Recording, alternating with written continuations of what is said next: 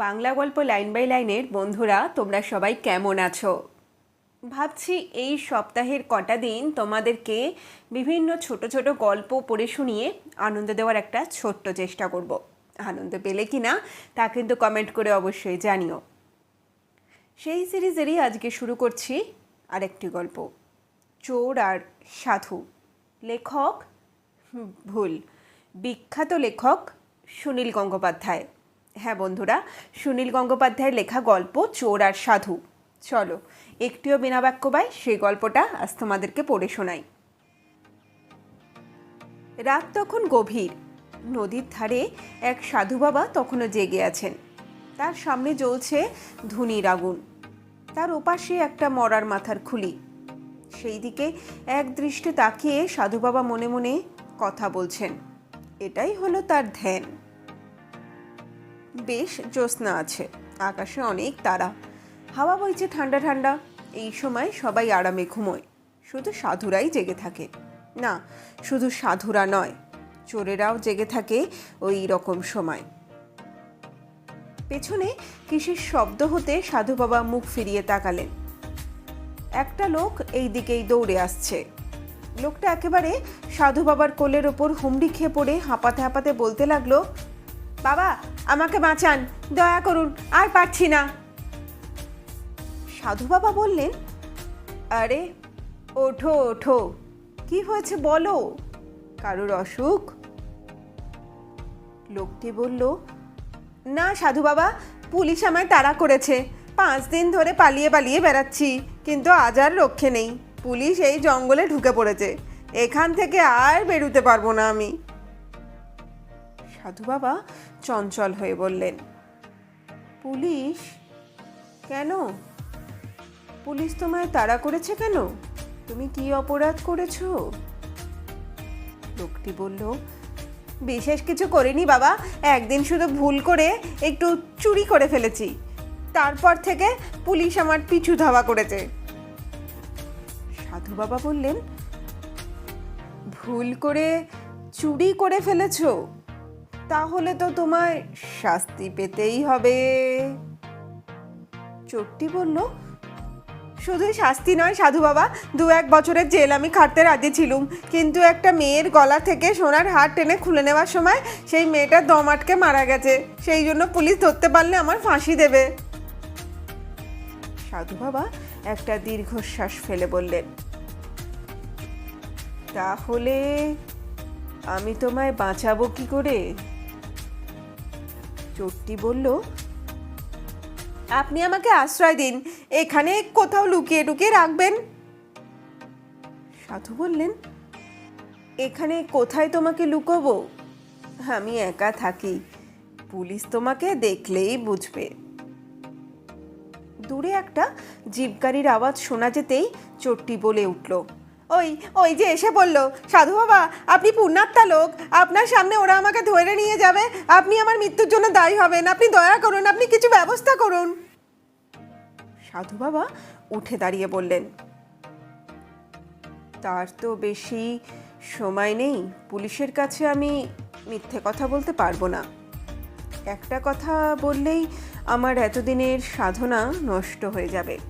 তোমাকে বাঁচাবার একটাই উপায় আছে, তুমি আমার পোশাক পরে নাও, এইখানেই আমার আসনে বসে থাকো, আমি নদী পেরিয়ে চলে যাচ্ছি, তুমি সাধু সেজে থাকতে পারবে? চোরটি বলল, হ্যাঁ পারবো, বাঁচার জন্য আমি সব কিছু পারবো। সাধু বাবা নিজের গেরুয়া পোশাক খুলে দিতে দিতে বললেন, তবে শোনো, আমি আবার যতদিন না ফিরে আসি তোমাকে এখানেই থাকতে হবে, ওই আসন ছেড়ে কোথাও যাবে না। আমার এই ধুনি সারা দিন রাতে একবারও যাতে না নেভে, কথা দিচ্ছ? চোরটি বিগলিত হয়ে বলল, নিশ্চয়ই কথা দিচ্ছি সাধু বাবা, আপনার দয়া যদি প্রাণ বেঁচে যায় তাহলে চিরদিন আপনার কৃতদাস হয়ে থাকবো। তাড়াতাড়ি চোরটি সাধু বাবার পোশাক পরে নিল, মুখে আর গায়ে মেখে নিল ছাই, মাথার চুলে ধুলো মেখে এলোমেলো করে নিল, সাধু বাবা নেমে গেলেন নদীর জলে। একটু পরেই পুলিশের জিপটি এসে পৌঁছতেই চোর সাধুটি মরার মাথার খুলিটি হাতে নিয়ে চেঁচিয়ে উঠল, বাম কালী, জয় বাবা বিশ্বনাথ। পুলিশের লোকরা জানতই যে নদীর ধারে একজন সাধু ধুনি জ্বালিয়ে বসে থাকে, তাই তারা সন্দেহ করল না।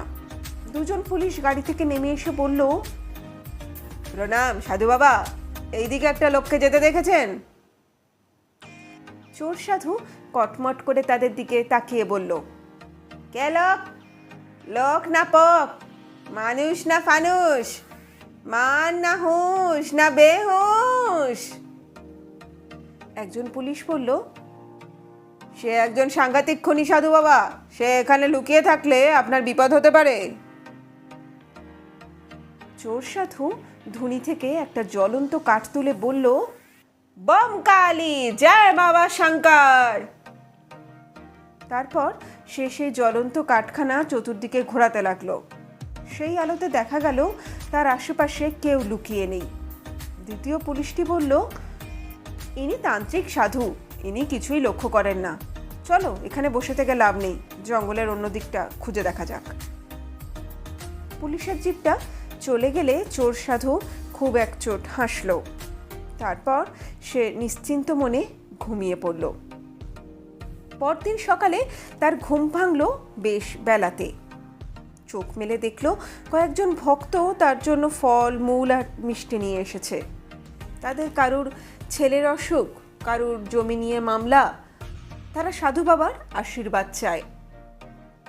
চোর সাধু তাদের মাথায় হাত ছুঁয়ে আশীর্বাদ করে বললেন, নিশ্চিন্ত মনে চলে যা, সব ঠিক হয়ে যাবে, তবে ভগবানে বিশ্বাস রাখবি, নিয়মিত পুজো দিবি। সেই ভক্তরা চলে যাবার পর চোর সাধু পেট ভরে সেই ফলমূল আর মিষ্টি খেলো আর মনে মনে ভাবলো, বেশ মজা তো, জঙ্গলের মধ্যে থেকেই দিব্যি খাবার দাবার পাওয়া যায়, সাধু সেজে থাকায় আরাম আছে। চোর সাধু সেখানেই রয়ে গেল। ভক্তরা আসে, অনেক রকম খাবার আনে, তার বদলে চোর সাধু প্রাণ ভরে তাদের আশীর্বাদ আর উপদেশ দেয়। দিন তিনেক পরে আবার গভীর রাত্রে চুপি চুপি একজন লোক এসে হাজির হলো। সে এসে চোর সাধুর পা জড়িয়ে ধরে বলল, বাবা, খুব বিপদে পড়েছি, পুলিশ আমাকে সন্দেহ করেছে, এবারে আমার বাড়ি সার্চ হবে, তুমি আমার এই জিনিসগুলো কয়েকদিনের জন্য রাখো। সেই লোকটি একটা পুটুলি খুলে অনেকগুলো সোনার হার, দুল, চুড়ি, আংটি বার করে রাখলো। একসঙ্গে অত দামি দামি গয়না দেখে চোর সাধুর চোখ লোভে চকচক করে উঠল। সে বলল, ওরে বাবা, এত সব দামি জিনিস আমি রাখবো, তারপর আমার ওপর যদি পুলিশ হামলা করে? অন্য চোরটি বলল, তোমাকে কে সন্দেহ করবে বাবা, তুমি তান্ত্রিক সাধু, পুলিশও তোমাকে ভয় পায়। পুলিশ আজ ভোরে আমার বাড়ি তল্লাশি করে যদি কিছু না পায়, তাহলে আমি কালই এসে এগুলো নিয়ে যাব, তোমাকে প্রণামী দেব। চোর সাধু সেই গয়নার পুটলিটা নিয়ে রাখলো নিজের আসনের তলায়। পরদিন কিন্তু সেই চোরটা আর ফিরে এলো না, তারপরের দিনও না। সে নির্ঘাত পুলিশের হাতে ধরা পড়ে গেছে। তাহলে গয়নাগুলো কি হবে? চোর সাধু ভাবল, এবার সেও এখান থেকে পাত্তারি কুটোবে। এই জঙ্গলের মধ্যে থাকতে আর ভালো লাগছে না, শুধু ফল মূল আর মিষ্টি খেয়ে কতদিন থাকা যায়, ভাত মাছের ঝোল খেতে ইচ্ছে করছে। পরদিন দুপুরবেলা আসলো আসল সাধু বাবা, এসে উপস্থিত হলেন। চোর সাধু তাকে দেখে উঠে দাঁড়াতেই আসল সাধু বললেন, কি রে বেটা, ঠিকঠাক আছিস তো? ধরা পড়িসনি তাহলে? চোর সাধু বলল, আপনার আশীর্বাদে প্রাণে বেঁচে গেছি সাধু বাবা। আসল সাধু বললেন, আমি কয়েকদিন নানান গ্রাম খুললাম, এদিকে পুলিশের উপদ্রব কমে গেছে, পশ্চিম দিকে দুটো বড় বড় ডাকাতি হয়েছে, পুলিশ সেই দিকে মন দিয়েছে। তুই এক কাজ কর, নদী পার হয়ে উত্তরে চলে যা, সেখানে ট্রেন পাবি, ট্রেন ধরে চলে যা যে কোনো শহরে, তাহলে পুলিশ তোর পাত্তা পাবে না। চোর সাধু বলল, ঠিক আছে সাধু বাবা, তাই যাব, তার আগে তোমার সব জিনিস বুঝে নাও। চোর সাধু তার বসবার আসনটা সরাতেই দেখা গেল সেখানে একটা গর্ত। তাতে আগের চোরের পুটলির গয়না ছাড়াও আরও অনেক গয়না আর টাকা রয়েছে।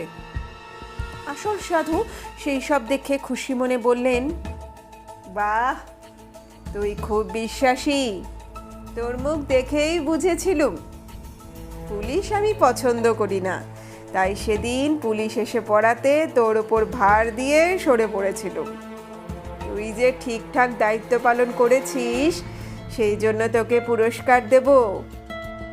তিনি 2খানা গয়না এগিয়ে দিলেন চোর সাধুর দিকে। চোর সাধু বলল, এর বদলে তোমাকেও আমি একটা গয়না দিতে চাই সাধু বাবা।